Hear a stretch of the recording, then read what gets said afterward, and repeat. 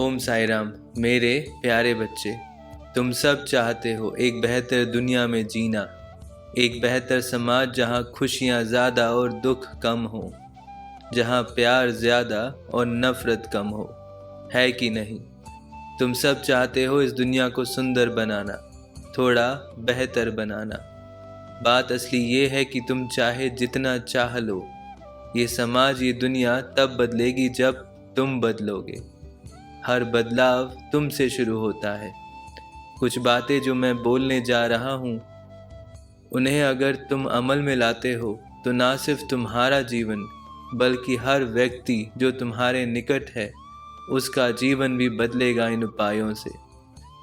पहली बात तो जो बहुत महत्वपूर्ण है कि तुम अपने जीवन, अपनी खुशियों की पूरी जिम्मेदारी लो।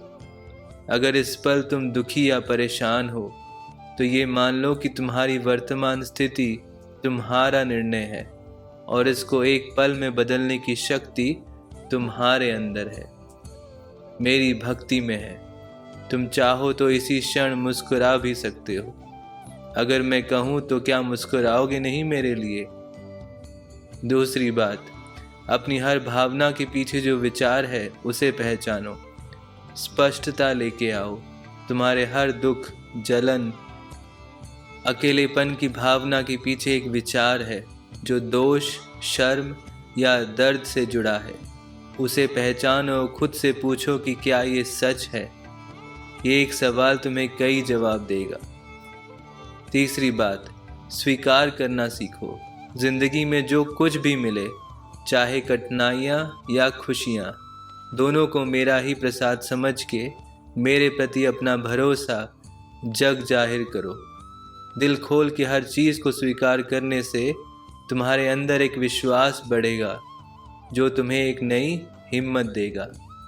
हर तरह का भय खत्म होगा और एक नई सद्भावना जन्म लेगी तुम्हारे और पूरे संसार के लिए।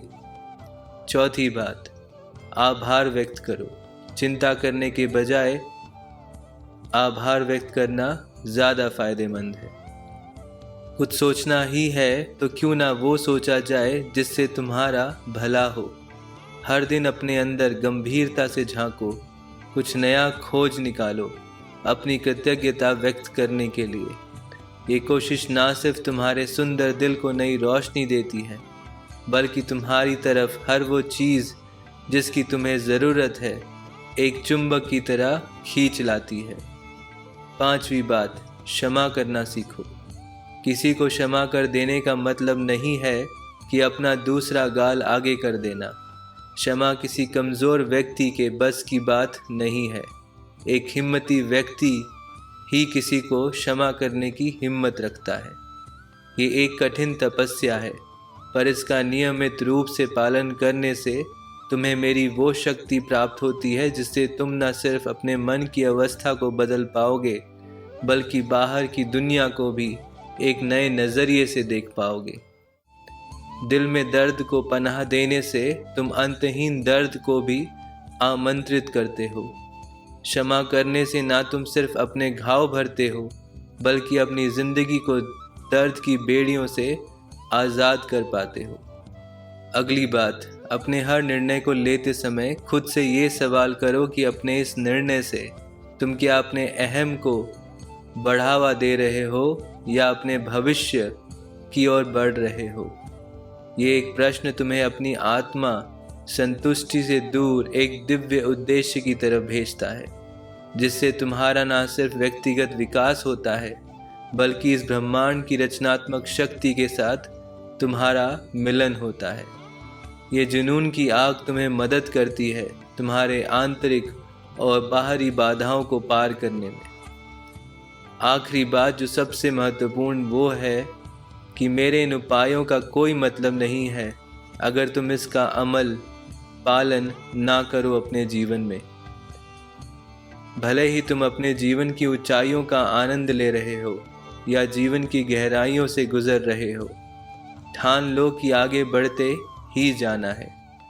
तुम्हारी प्रतिबद्धता अपने आंतरिक चमक की लौ को जीवित रखने के लिए ही तुम्हारी शाश्वत शक्ति का स्रोत है।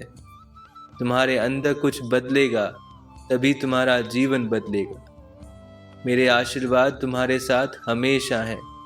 तुम्हारी खुशी मेरे लिए सब कुछ है। अपनी खुशियों के तुम मालिक हो।